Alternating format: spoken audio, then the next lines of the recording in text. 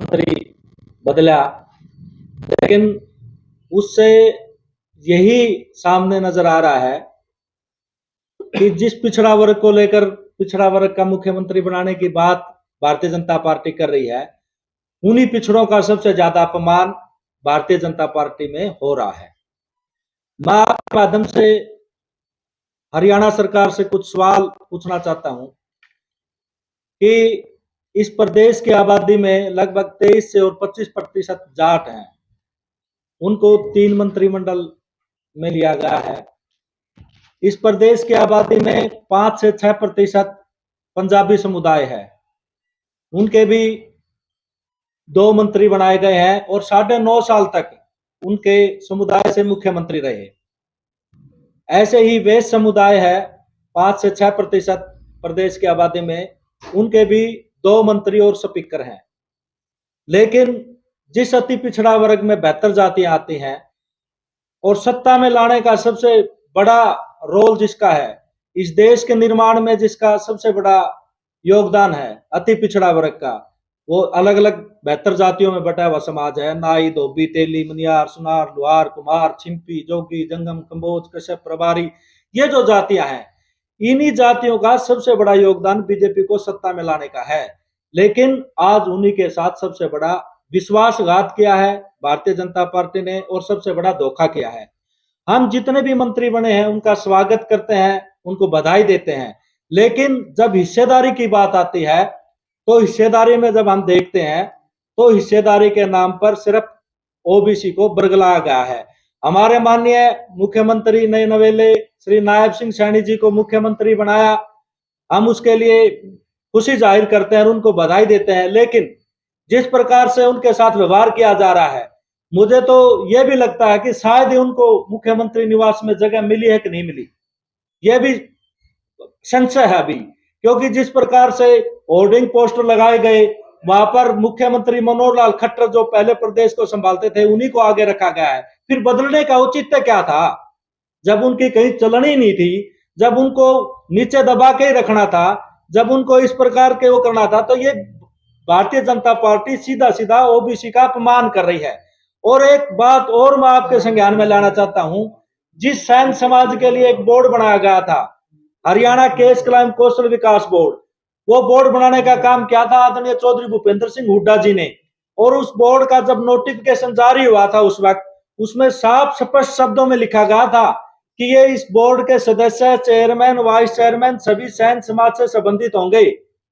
लेकिन उसका चेयरमैन तो सैन समाज से लगाया गया, वाइस चेयरमैन में किसी अन्य जाति के व्यक्ति को लगाया गया है, जिससे पूरे सैन समाज का अपमान है और ये सैन समाज के साथ धोखा है। बहुत सारे लोगों के, सैन समाज के लोगों के फोन आए कि ये सरकार क्या कर रही है। उनको भी मैंने यही बोला है कि आप अपने हकों के लिए लड़िए, उठिए। अगर आप अभी नहीं जागे, अगर अभी अभी आप सूरदास बने रहे, तो आपके हकों पर डाका डालने का काम तो बीजेपी ने 9.5 साल के जब शुरुआत की थी उसी वक्त कर दिया था। लेकिन फिर भी आप अंधे बने हुए थे। लेकिन आज सबके सामने इस बीजेपी का जो मुखौटा है वो उतर चुका है, क्योंकि इनके भीतर में कुछ और है, बाहर कुछ और है।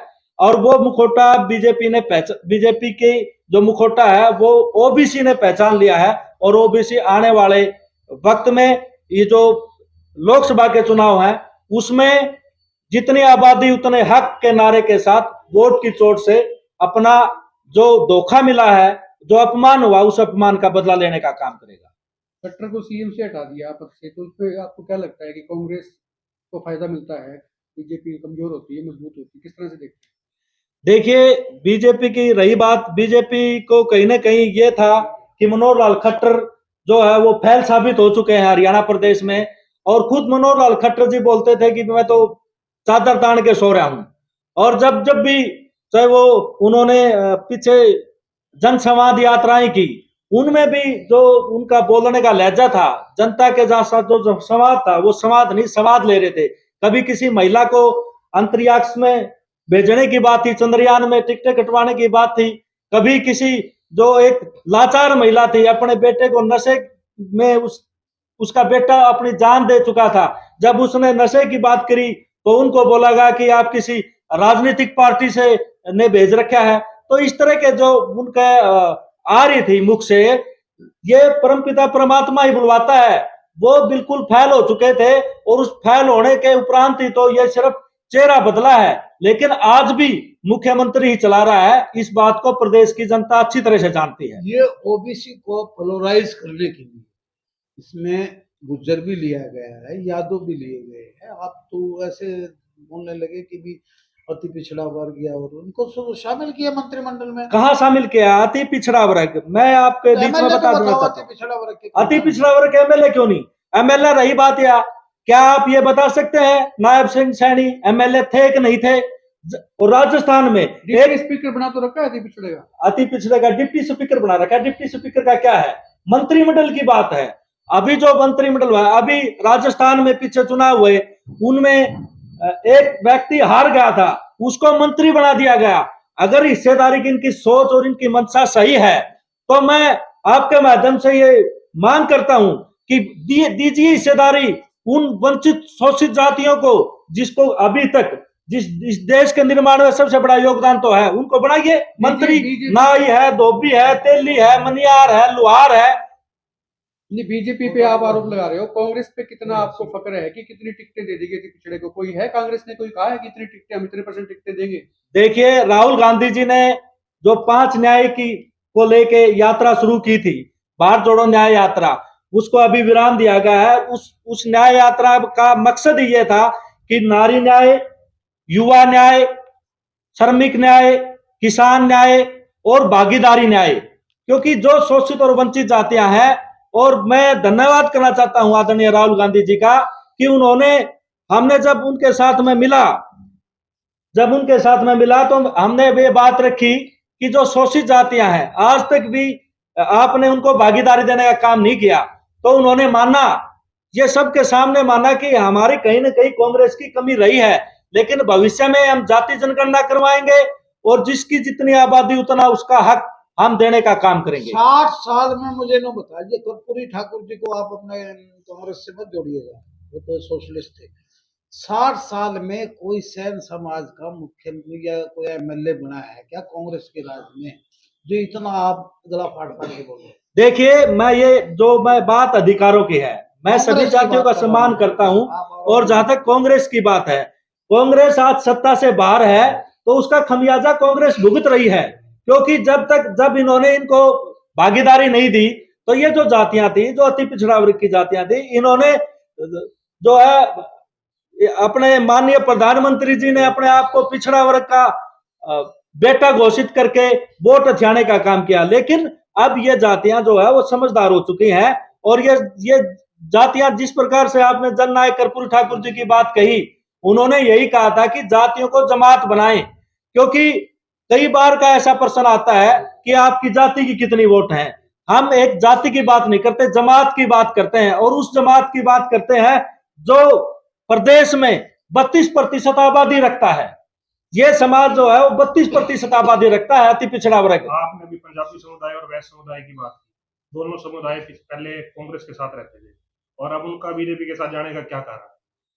कहीं ना कहीं देखिए, मैं ये समझता हूं कि कांग्रेस ने पंजाबी समुदाय में भी कोई कमी नहीं छोड़ी भागीदारी देने के मामले में, और वैसे समुदाय को भी नहीं छोड़ी। लेकिन जिस प्रकार से भारतीय जनता पार्टी ने जो जातियों में बांटने का जो काम किया, उसके माध्यम से मैं समझता हूं कहीं ना कहीं यह समाज भ्रमित है। लेकिन अब पंजाबी समुदाय भी समझ चुका है कि आपके वोट हथियाने के लिए मनोहर लाल खट्टर जी को मुखौटा दिखाकर बिठाया था। मैं आप सबसे एक सवाल और पूछता हूं साथियों, आप ये बताइए कि हम ये सारे के सारे भारतीय जनता पार्टी के नेता बोलते हैं कि प्रधानमंत्री को देखकर वोट करिए, यहाँ लोकल मुद्दों पर वोट होना चाहिए। लोकल मुद्दे प्रधानमंत्री नहीं जानता, हांसी में क्या दिक्कत है, हिसार में क्या दिक्कत है।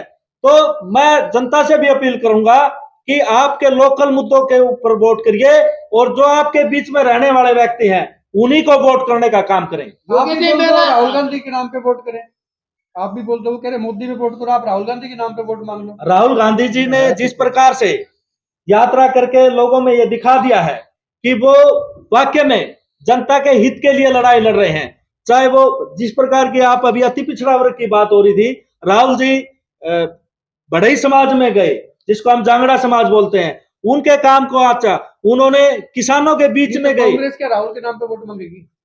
बिल्कुल, क्यों नहीं मांगेगी? वो हमारे पार्टी के शीर्ष नेतृत्व है और उन्होंने इस देश के लिए, इस देश में उस परिवार का सबसे बड़ा योगदान है। उन्होंने अपने दादी की, अपने पिताजी की बलिदान दिया है, शहीद हुए इस देश के लिए, तो क्यों नहीं? योगी जी, आपको एक बात मैं पूछता हूँ लास्ट, इतनी बढ़िया एडवाइस बीजेपी ने क्यों दी हो? जो वो बढ़िया एडवाइस मान ली तो फिर कांग्रेस पिछड़ जाएगी। बात अधिकारों की है, नहीं वो बात एडवाइस की नहीं है। आज बात सब लोग समझदार हो चुके हैं, बात हिस्सेदारी की है और पिछड़ा वर्ग ने यह ठान लिया है जितनी आबादी उतना हक, इस नारे के साथ ही वोट करने का काम बीजेपी ये करेगा। कह रही है हमने अध्यक्ष पिछड़ा बनाया, मुख्यमंत्री पिछड़ा बनाया, एमएलए नहीं थे तो भी पिछड़ा बना दिया, पिछड़े को और क्या डिप्टी चाहिए? स्पीकर बनाया। मैं यही तो बात कह रहा हूं। आज मनोहर लाल खट्टर जी के नीचे रहते हैं हमारे नायब सिंह सैनी जी, ये पिछड़ों का अपमान है। और दूसरी बात, पिछड़ों का जब अपमान वो, तो फिर पिछड़ा ही कर रहा है। जब कौन पिछड़ा? तो मुख्यमंत्री क्यों रहते हैं उनके पीछे? अगर आपको लगता है कि उनके नीचे या पीछे रहते तभी हैं, तो पिछड़ा वर्ग समझ रहा है। ये तो पिछड़ा वर्ग को देखना है कि हमें कितना सम्मान मिला है, हमें मुखौटा बनाया गया है या वोटों के लिए ऐसा माहौल बनाया जा रहा है। अब पिछड़ा वर्ग बिल्कुल समझदारी से काम करेगा। जहां तक मैं बात करता हूं कि पिछड़ा वर्ग में भी दो कैटेगरी है, बीसी ए और बीसी बी, और मैं समझता हूं कि बीसी ए को आज तक राजनीति में जितनी हिस्सेदारी मिलनी चाहिए थी उतनी हिस्सेदारी नहीं मिली है और उसी की हमारी लड़ाई है इन 72 जातियों की।